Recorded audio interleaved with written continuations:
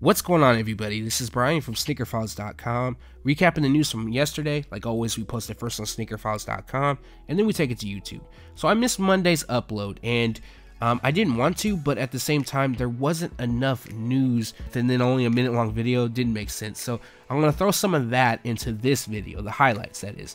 And some of those highlights would be the Nike SB Dunk High Mulder that leaked, new images of the NMD XR1 OG, some little bit of stuff from Jordan Brand, some release date changes, and one of the biggest things I think is people passing off sneakers as authentic news and authentic shoes when they are not authentic, when they're 100% fake. And to me, that's not cool, and you'll hear that more later on in the video. But let's jump into the news. On April 20th, Adidas Originals will debut a bunch of colorways of the Adidas Iniki Runner Boost, one of them being called Solar Yellow. Now, all this is kind of like a reminder, but a closer look at this colorway that's dropping with 10 others. As you can see, they're constructed with suede on the overlays, while stretch mesh hits the base, done in predominant solar yellow. It appears that we have blue on the 3 stripes and back heel, although it's listed as black on the color description, and then we have white across the boost midsole and black on the outsole. Like mentioned, dropping April 20th, retail will be $120. I think this colorway will sell out along with most of the others dropping. For those that have been waiting for the Adidas NMD XR1 OG to release, they debut in May. But really quick, for those that are wondering why they're called OG, well, the first Adidas NMD that dropped featured this exact same colorway along with color placement. Now obviously it's not the actual NMD, it's a modification of it. We have a cage across the side as well as leather on the heel. Now for those that want to pick this up, drop in May 20th. So we got a little bit of time before they drop, and there's no retail prices yet, but I really think these are going to sell out. I personally like them a lot. I like the XR1 probably more than the NMD, just your basic release. I know it's a bit weird. A lot of people like the OG NMD or the original NMD over these, but I think I like the XR1 over them. We have new images of the Kith Adidas A16 Plus Ultra Boost Vapour Pink, along with some release details and additional information. So the shoes, which basically has Vapour Pink, which is like a very pastel or light shade of pink across the uppers, and then we have white on the 3 stripes branding, which uses a reflective 3M finish. We got white on the heel counter, boost midsole and outsole, which completes the look. Now for those that are interested in picking this pair up, they're dropping May 19th, and rumor has it only 500 pairs are releasing, which is crazy. So we already know that obtaining this is going to be very, very hard, and the actual release info, like where they're going to be available at, is unknown. If I had to guess, it'll probably be a Kith exclusive, maybe dropping online and of course in stores. I don't think other retailers are going to get them, however I'm not sure, so it's possible, but at 500 pairs they could easily split the load with their stores and online. But once more information becomes available, I'll make sure to update you. Nike Sportswear just debuted a new model known as the Nike Air Max More.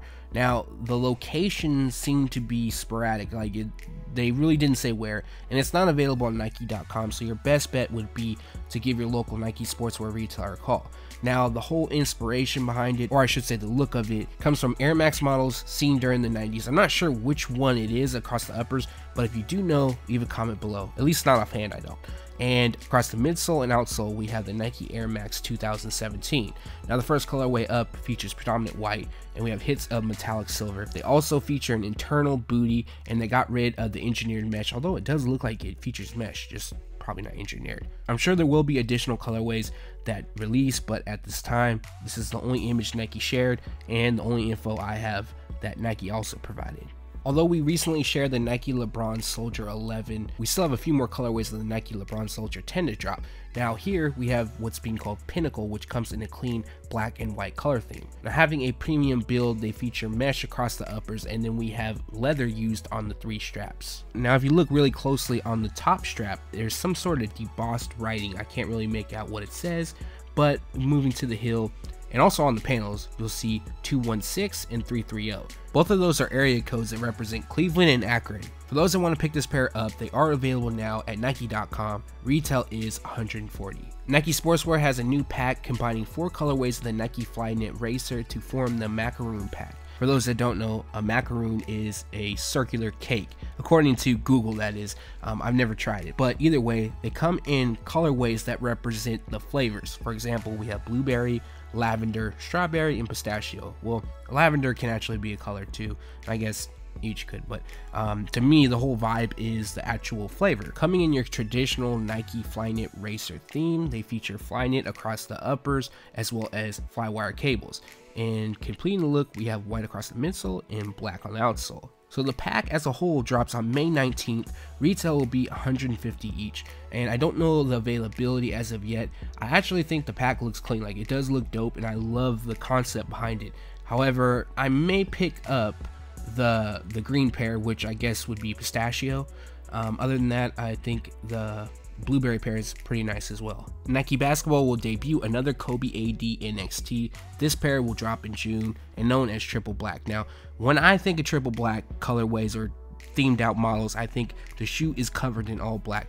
Now, although they do feature a predominant black build, metallic silver does land on the Nike swoosh. Now, this marks the third colorway that drops, unless there's something from now till June 3rd that releases. That's the date for this pair, by the way.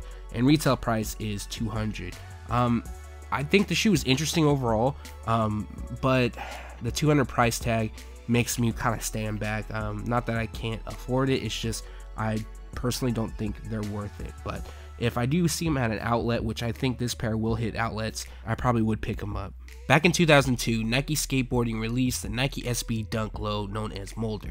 Now in 2017, they're going to bring that pair back, this time in high top form. Now the color theme, which features white across the uppers, midsole, and outsole, and pretty much everywhere else with the exception of the swoosh and the heel tab, which is done in blue, is inspired by the LA Dodgers. Constructed with leather across the base, we have a bit of mesh that lands around the collar.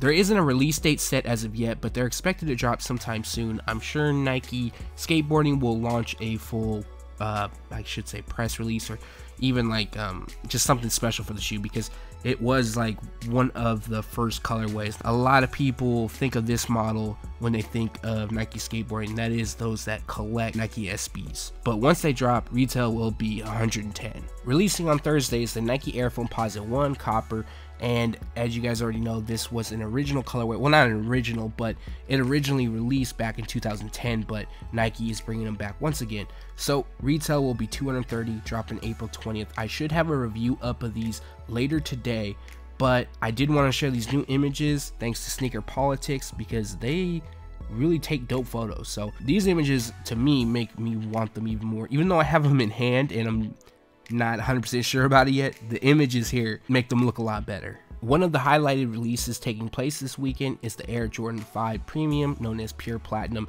and the retail price is $400. So this is a part of their Premium, aka Pinnacle series, which has a better material use as well as construction.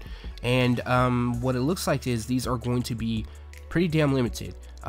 Just like the Take Flight pair, I believe this pair will be even more limited than that, but I'm not 100% positive on it. I just know that I won't be able to do a review on these. Nowhere in where I'm from, Sacramento, are getting them. Either way, they're dropping April 22nd. Retail, like I said, will be $400. Even if I am able to get my hands on them, like if I purchase online or wherever, I wouldn't actually, because I don't like them at all. But for those that do, they're dropping this weekend. It seems like the Air Jordan 11 Low Blue Moon, which is a GS exclusive, had a bit of a following, a lot of people excited for them, but over the weekend news broke that the shoes, which originally were expected to drop on April 22nd, I believe, which would be this weekend, got pushed back. I'm not sure why, but they're going to release now on May 27th, and retail price will be $130. Also, official images did leak, which gives us a better look. They will be available in grade school, preschool, and toddler sizes. I'm still not sure if extended grade school sizes will be available, but I'll try to do some digging around and give you guys a heads up very soon. During November, the Air Jordan 1 High OG, being called Wheat, is expected to debut for a retail price of $160. Now, we shared this information with you some time back, and although we don't have confirmation, the image that's on the screen right now is expected to be what's launching, and the pair shown right here is authentic. Now, yesterday, images started to circulate of this pair here. Now, it appears that both are pretty damn similar. Now here's my issue. Not only were websites claiming this to be news and things like that, there's other outlets that report news on Instagram, wherever it be, but all shared this image. Now, for those that have been on the channel for a while know or have seen these videos, no, absolutely, these are 100% fake, these images, without a doubt. Like, right off the bat, the lacing, okay? But let's just say, for whatever reason, they decided to have them laced like that. Look at the hang bag, or yeah, the bag with laces in it, okay? And then look at this, the Air Jordan Wings logo. See, the R&D does not connect. So my issue is, look, I know there's people that watch this channel that rock with fakes, and that's not really my issue here of it being fake. My issue is that news outlets are reporting this that always are against fakes, and you know, they don't support fakes, obviously. I'm not gonna name drop in this, but everyone should know who they are. It just takes a little bit of time to just obviously do a review. I mean, these are blatantly fake too. The shape is off. Like, there's so many things calling out fake. Now, nobody even put a disclaimer up saying, hey, this image is fake, but this is what's expected to drop. Nothing like that. Not that it would make it any better, but you know, in my eyes, it'd be like, okay, I'll give you a benefit of the doubt. I still wouldn't share it on Sneaker Files, and the only reason I'm sharing this in this video to give everybody a heads up. Now, is there a pair releasing? Like I said, yes. The colorway is going to be elemental gold, gum yellow, and white, and it's not confirmed that this colorway and color blocking will be the pair to drop, but it does appear to be that way. And that recaps the news. Like always, we post it first on SneakerFiles.com, and then we take it to YouTube. So from the video, what I like is the Adidas NMD XR1 OG. I always liked the colorway, even when it was on just your Adidas NMD, but the XR1 I like more than the NMD, so it makes sense for this colorway for me to pick up, at least. Other than that, the Nike SB Dunk High Mulder, I can appreciate the shoe, but I'm not a fan of SB highs. I just don't like them. I like the lows a lot more. The Air Jordan 1 Wheat, which the images that people are passing off as the actual authentic release, which is not. Now, if a pair does release and it has the same color blocking, I would consider picking that up. But I just wanted to make sure you guys understood that info I wanted to share, just because I don't think it's really right that people are passing those off as being authentic, because when you have that out there, someone might fall into like a scam. Like, now if somebody sold you a pair of shoes and it came exactly like that, you might just think, oh, these are authentic because I've seen images just like that on this website and on this website. So I don't think that's really cool of people to do that. Now, if you buy fake shoes willingly, that is entirely on you. I just don't like the part of it where people try to pass off fakes as real. That's not cool at all. But leave a comment below, let me know what you liked from this video, what you disliked. Thanks for watching. Stay tuned to SneakerFiles.com, and if you haven't yet, make sure to subscribe.